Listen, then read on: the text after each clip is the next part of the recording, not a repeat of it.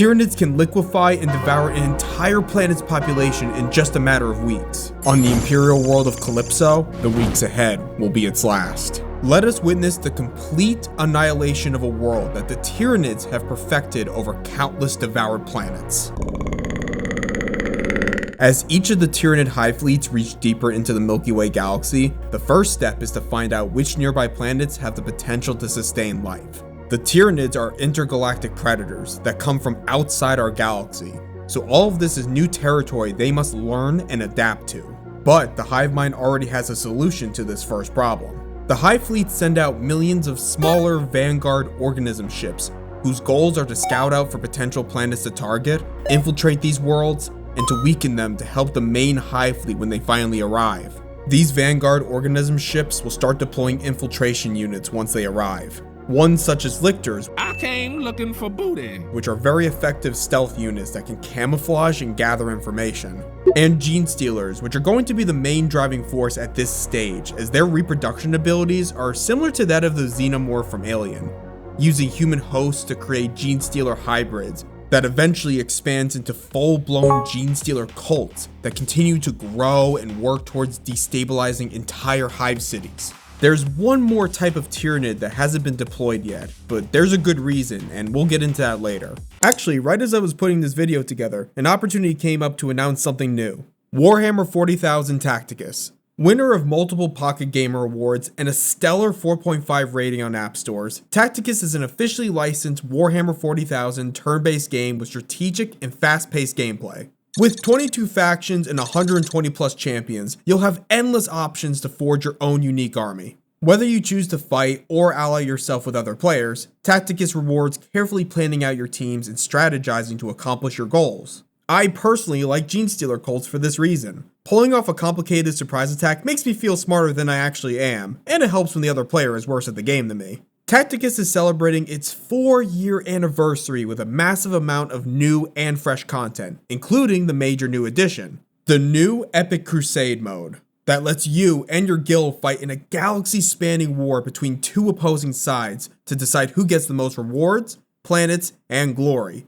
The first Crusade season starts August 9th, and several new characters that will be coming out over the month of August, with my favorite being the Secatar robot, releasing August 9th. I mean, come on, it's basically a dreadnought that multi-classes as a psyker. That's awesome. To start your conquest of the Warhammer 40,000 universe, scan the QR code or use the link in the description to download the app on your phone. And thank you to Tacticus and Snowprint Studios for sponsoring this video. Now back to the space bugs. They arrive on these worlds using the Tyranids' living drop pods called Myceptic spores, about the same size as a Space Marine drop pod, and small enough to be mistaken as space debris or a meteorite. The spore lands in the middle of a lush and densely packed forest on the Imperial planet of Calypso. Once on the ground, they'll identify the most dangerous life forms on the planet. In this case, it's humanity and the Planetary Defense Force on Calypso, or PDF. After dispatching and feeding on a small patrol of human troops, the lictors extract the humans' brain matter and analyze their memories to learn that there are 15 hive cities on this planet.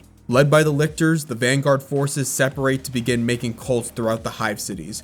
But, as soon as they get close enough, they become psychically linked to the other Tyranids in the area, realizing that there are already established Gene Stealer cults on this planet. 3 centuries beforehand, a handful of Gene Stealers hit on a cargo ship that arrived on Calypso, and ever since has been slowly amassing followers and spreading them out amongst the hive cities to prepare for the Day of Ascension.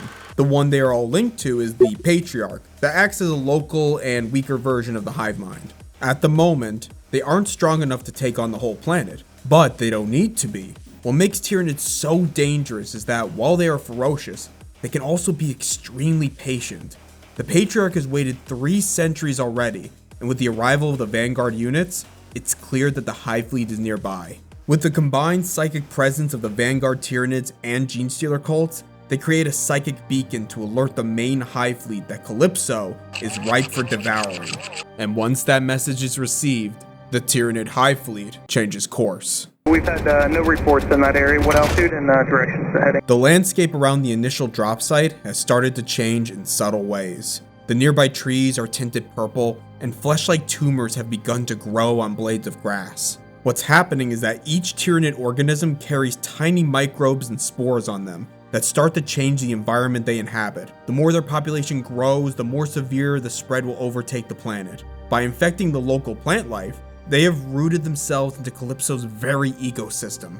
Every couple of days, the Vanguard ship launches another myceptic spore, each one increasing the rate of Calypso's transformation. And on the 18th day, they deploy the other type of Tyranid they harbored on their ship, Hormagaunts. But why now? Why didn't they bring them down on the very first day? Hormagaunts are a surprisingly interesting Tyranid. They're one of the very few units that can reproduce on their own without a Norn Queen. They reproduce in a similar way to cockroaches through parthenogenesis, which basically means their children are clones of their parents. And just like cockroaches, their population can explode in a matter of days. The problem with this, without the hive mind to control them, they rely on their base instincts, and Hormagaunts aren't smart enough to hide their presence or quickly ballooning numbers. This can lead to the Tyranids being discovered too early and alerting the Imperium as a whole. Knowing this, the Vanguard ship waited for the Hive fleet to be closer to the planet before deploying them. And as the fleet enters the very edge of Calypso's solar system, the Tyranid's shadow in the warp obscures any psychic communication and blocks connection to the warp wherever they go, rendering astropaths and navigators essentially useless. The constant chittering of insects in their minds can lead them to insanity, some smashing their own skulls into a futile attempt to stop the scratching at their minds. With this, Calypso is cut off from the rest of the Imperium, making it nearly impossible to send out a distress signal to call for aid.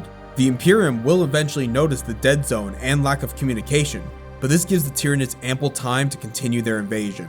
Actually, scratch that. I'ma be real, it's a 50-50 shot the Imperium ever really notices. Anyway, the hive mind transmits a signal to the Gene Stealer cults to enact a violent, synchronized uprising.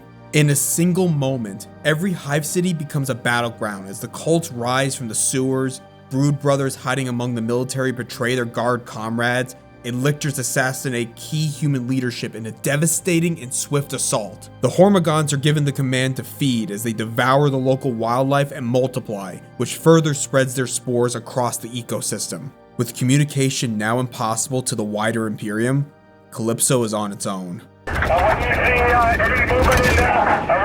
While some hive cities fell to the Gene Stealer cults, humanity was able to maintain control of about 75% of their hive cities. The landscape's transformation around the initial Tyranid drop site spans 100 miles in all directions, and there are now several infection epicenters across Calypso's continents. This amount of progress might seem absurd, but it's really not for the Tyranids. With the spores now contaminating rivers and the already infected wildlife spreading the Tyranids' influence further, the planet's transformation into an invasive alien environment will only increase. Entire forests are being transfigured in less than 3 days, and large groups of Hormagaunts are making it difficult for the hive cities to transport supplies to one another.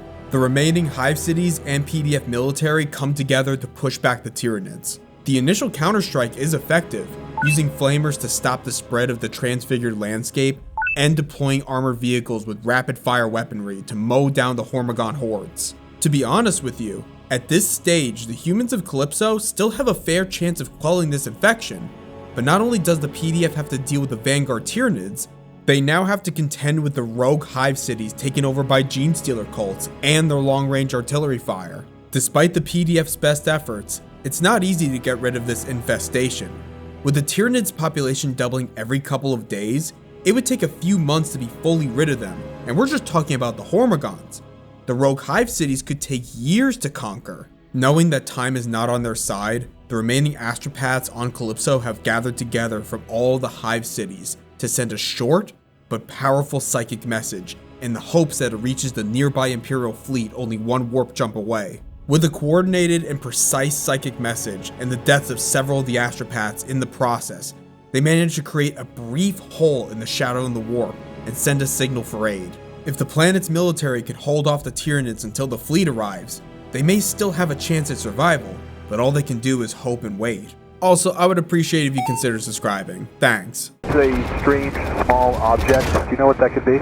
On the 53rd day since the start of the invasion, the Tyranid presence has dwindled steadily as the concentrated efforts by the PDF have allowed them to push further into the infested Hormagaunt territory. As the situation looks to be improving, bursting through the clouds is a singular oval-shaped object descending down from the higher atmosphere. At first, the human troops cheer at what clearly looks like a Space Marine drop pod. Then abruptly, it changes its trajectory not towards the surface, but towards one of the hive cities like it has a mind of its own. As the shape descends further, they realize it's not a drop pod. The hive city's air defense turrets lock onto the target and quickly dispatch the Myceptic spore as it crash lands into the lower levels of the hive city. While the outer layer of the spore was destroyed, what was hidden inside survived the landing.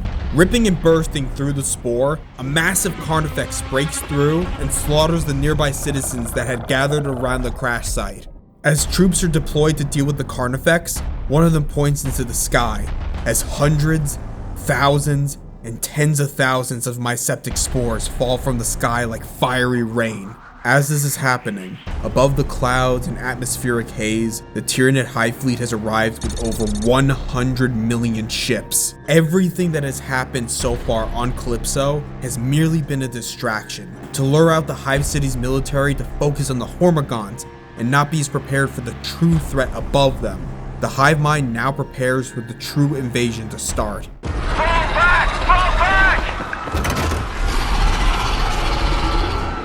As the Myceptic spores numbering in the millions fall to the planet's surface, they release smaller spores and parasites that circulate through the atmosphere and cover all parts of Calypso. The mutation of the planet's flora goes into a full frenzy as entire continents are covered in the alien terrain. Large, tentacle-like structures that span thousands of stories into the sky called capillary towers grow over the landscape.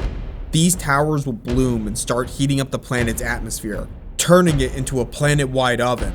From the spores landing on the planet, more powerful Tyranids emerge to overwhelm the hive cities. Exocrines, screamer killers, hive tyrants. By the third hour, the planet's military that has withstood this alien invasion for 54 days are butchered in the thousands every second. At this stage, it's clear how the Tyranids really function, not as individuals, but a writhing wave of teeth and claws that overwhelms their opponents. Any attempts to flee into space are quickly abandoned by the multitude of flying Tyranid gargoyles and spore mines that infest the skies. By the 5th hour, humans attempting to escape into the transfigured forests are quickly surrounded by hordes of gaunts or die to the toxic air and acidic landscape that melts their flesh. This isn't the hive mind's first or last time dealing with humans, so it knows the common ways they try to escape and has already anticipated them.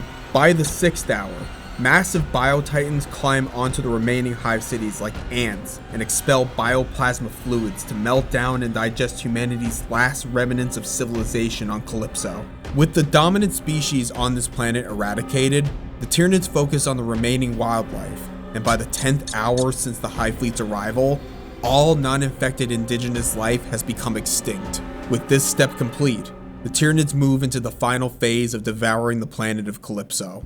Rippers are deployed and are part of the cleanup crew to quickly devour corpses. Like piranhas, they efficiently consume bodies and are small enough in size to even get the smallest scraps of flesh. There are also the colossal eater beasts that can devour thousands of tons of biomass, to the point that the smaller Tyranids will gather piles of corpses in front of them so they don't have to move and can just keep focusing on eating.